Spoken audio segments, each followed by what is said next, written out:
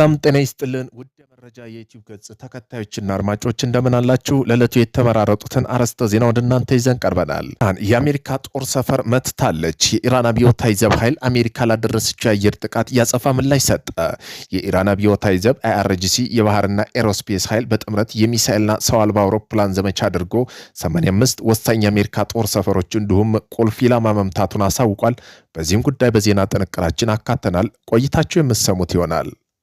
ከኢራን ጋር የተደረሰው የተኩስ አቁም ስምምነት አብቅቷል አሉ የአሜሪካው ፕሬዝዳንት ትራምፕ። የአሜሪካው ፕሬዝዳንት ትራምፕ ከኢራን ጋር ጦርነት ለማስቆም የተፈራረመው ስምምነት አብቅቷል ሲሉ ገለጹ። ፕሬዝዳንቱ የስምምነቱን መፍረስ የገለጹት በሁለቱም ወገኖች መካከል የተኩስ ልውውጥ ከተደረገ በኋላ ነው።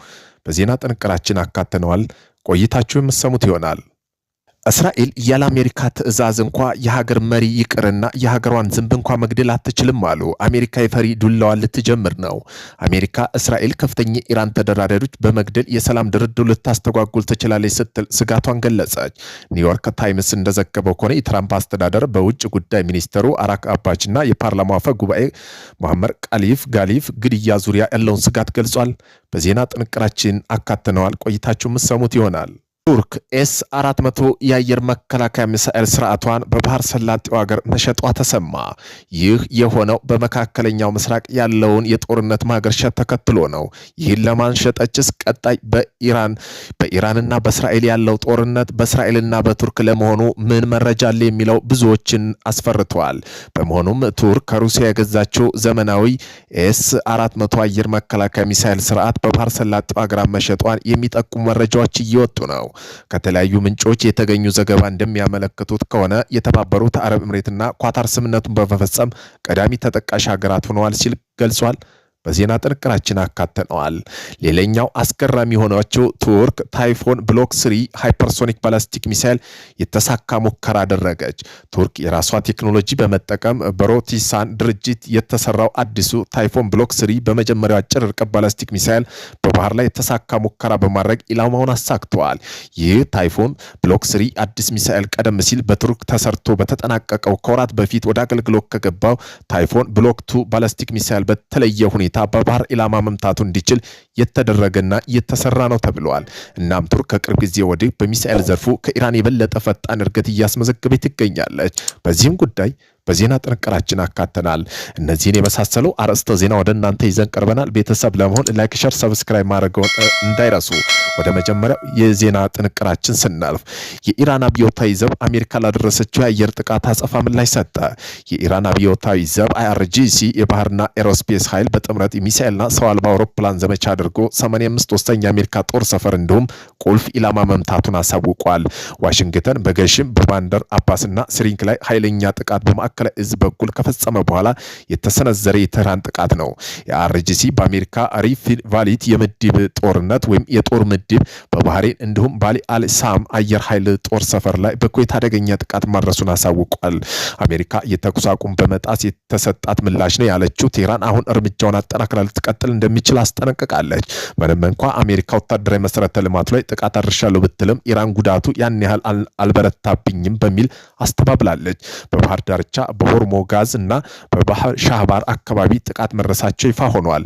አሜሪካና ኢራን ዳግም ወደ ጦርነት ውስጥ መግባታቸው አያቶላህ አሊ ካሜኒ የሽኝት ስነ ስርዓት ቀብር ላይ ጥቁር ጥላ ያጠላባታል ተብሏል። ፕሬዝዳንት ትራምፕ ከኢራን ጋር ጦርነት ለማቆም የተፈራረምነው ስምምነት አብቅቷል አሉ። ፕሬዝዳንቱ የስምምነቱ መፍረስ የገለጹት በሁለቱም ወገኖች መካከል የተኩስ ልውውጥ በተደረገ በኋላ ነው። በቱርክ እየተካሄደ በሚገኘው የሰሜን አትላንቲክ ጦር ቃል ኪዳን ድርጅት ኔቶ ስብሰባ ላይ ፕሬዝዳንት ትራምፕ ባደረጉት ንግግር ኢራን ተደራዳሪዎች ተችተዋል። የኢራን ተደራዳሪዎች በወቀሱበት መልእክታቸው መተማመን በማይቻልበት ሁኔታ እንዳለ አመላክተው የሁለቱም ወገኖች የጀመሩት ድርድር መቀጠል እንደሚችሉ የገለጹ ፕሬዝዳንቱ ይህ ግን ጊዜ ማባከን ካልሆነ በስተቀር ውጤት የማያመጣ መሆኑን ተናግረዋል። በሆርሙዝ ሰርጥ ላይ በነበረው 3 የነዳጅ ጫኝ መርከቦች ላይ ጥቃት መፈጸሙን ተከትሎ ከ80 በላይ ኢራን ኢላማ ላይ ጥቃት መሰንዘሩን አሜሪካ ገልጻለች። ይህ አጸፋ ደግሞ በኢራን በባህሪን በኩዌት የሚገኙ የአሜሪካ ጦር ሰፈሮች ጥቃት መሰንዘሯን ቢቢሲ ዘግበዋል። ኢራን የተኩስ አቁም ስምምነቱን በመጣስ የከሰሱት የኔቶ ኃላፊ ማርክ ሩቴ በበኩላቸው የአሜሪካ በኢራን ላይ የምትወስደው እርምጃ አስፈላጊ ነው ብለዋል። የኢራን ፓርላማ አፈ ጉባኤና የሀገሪቱ ተደራዳሪ ሙሐመር ባገር ጋሊፍ አሜሪካ የተኩስ አቁም ስምምነቱን መጣሱን ተናግረዋል።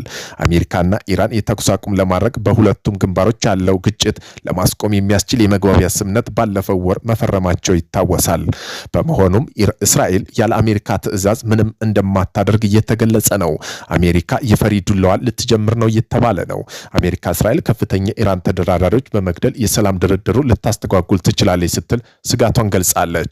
ኒውዮርክ ታይምስ እንደዘገበው የትራምፕ አስተዳደር በውጭ ጉዳይ ሚኒስተር አባስ አራግቺና በፓርላማ አፈ ጉባኤ ቃሊፋ መሐመድ ባገር ቃሊፍ ግድያ ዙሪያ ያለውን ስጋት ገልጿል። ታዛቢዎች ደግሞ ሴራውን የራሷ የዋሽንግተን ነው እያሉ ነው። እስራኤል ያለ አሜሪካ ትዕዛዝ እንኳ ኢራን ጉንቱ መሪዎችን ልትገድልና የኔታንያሁን ሽንት ቤት እንኳ ዝንብ አትገድልም ብለዋል። አሜሪካ በጉልበት አልሳካላት ሲላት ሁሌም የምትጠቀምበት እጅ አዙር የፈሪ ዱላዋን ነው የሚሉት ታዛቢዎች አሁንም እስራኤል አማካኝነት የፈሪ ዱላዋን ለማሳረፍ እያሴረች ነው ተብሏል። ትራምፕ አስቀድሞ ይህን የስጋት መግለጫ መልቀቁ ራሱ ከደሙ ንጹህ ነኝ ለማለት መሆኑን ያነሱት ታዛቢዎች የኢራን መሪዎች ከዚህ በኋላ ከፍተኛ ጥንቃቄ እንዳደርጉም አሳስቧል። ኤስ-400 የአየር መከላከያ ሚሳኤል ስርዓቷን ለባህር ሰላጤው ሀገር መሸጧ ተሰማ። በመሆኑም ይህ ጦር መሳሪያ ሽያጭ መረሻ ይፋ ከተረጋገጠ በቀጠና ያለው የአየር ላይ መከላከያ ሚዛን በእጅጉ የሚቀያየር ይሆናል።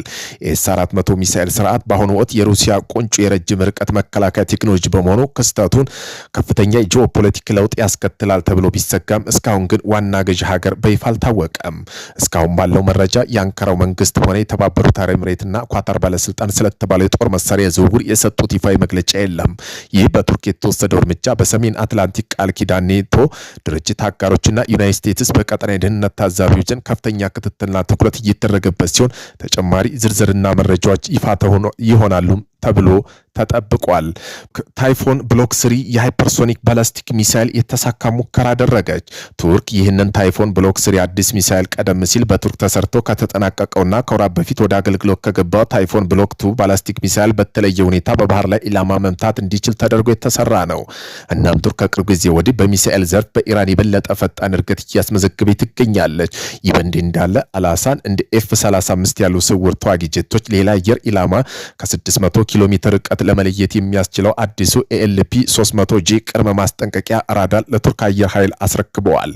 መጣል ለሚመለከተው በቱርክ የመከላከያ ሚኒስቴር በሚስጥር ተይዟል። በነገራችን ላይ ቱርክ በአሁኑ ጊዜ ዘርፍ ብዙ ቅጅት ያላቸው አየር ስርዓቶች በብዛት እያመረተች ስትሆን እነዚህ ሲስተሞች በጥቂት ዓመታት ውስጥ ይጠናቀቃሉ ተብሎ ይጠበቃል። ይህም የቱርክ የአየር የባህርና የብስ ክልል ቁጥጥር አስተማማኝ ሁኔታ በማጠናከር ባለፈውና ሁሉን አቀፍ የራሷ ዘመናዊ መከላከያ ቴክኖሎጂ በመፍጠር በዘርፉ ያላት ብቃት ታረጋግጣለች። በሌላ በኩል ይህ እርምጃ ቱርክ በዓለም አቀፍ ደረጃ ዘመናዊ የአየር ጦርነት ዶክትሪን ፉክክር ውስጥ ንቁ ኃይል ለመሆኗን ያላት ዝግጁነት ይወክላል። ዛቻዎች የኢራንን አቋም አይቀየሩም አለው የኢራን የውጭ ጉዳይ ሚኒስትር አባስ አራግቺ። የኢራን የውጭ ጉዳይ ሚኒስትር አባስ አራግቺ ከውጭ የሚሰነዘሩ ዛቻ ጫና ኢራን የውጭ ፖሊሲ ወይም ሉዓላዊነት አቋም እንደማይቀይር ገለጹ። ሚኒስትሩ በመግለጫቸው ኢራን ብሔራዊ ጥቅሟን የሉዓላዊነት መብት ለማስከበር ቁርጠኛ መሆኗን ጠቅሰው ከውጭ የሚመጣ የጦር ወይም የፖለቲካ ማስፈራሪያ በቴህራን ውሳኔ ተጽዕኖ እንደማያሳድር አስታውቀዋል። አራግቺ ኢራን በቀጠና ያለው ውጥረት በዲፕሎማሲና በውይይት መፍታት እንደምትደግፍ በመግለጽ ነገር ግን በብሔራዊ ደህንነት ሉዓላዊነት የሚደርስ ማንኛውም ጫና እንደማትቀበል አስረድተዋል። ተንታኞች እንደሚሉ ከሆነ የመግለጫ መካከለኛው ምስራቅ ያለ የደህንነት ውጥረት በቀጠለበት ወቅት የተሰጠ ሲሆን በቀጣይ የሚካሄዱ ዲፕሎማሲያዊ ውይይቶች በቀጠናው ሁኔታ በእጅጉ ሊወሰኑ እንደሚችሉ ይገመታል።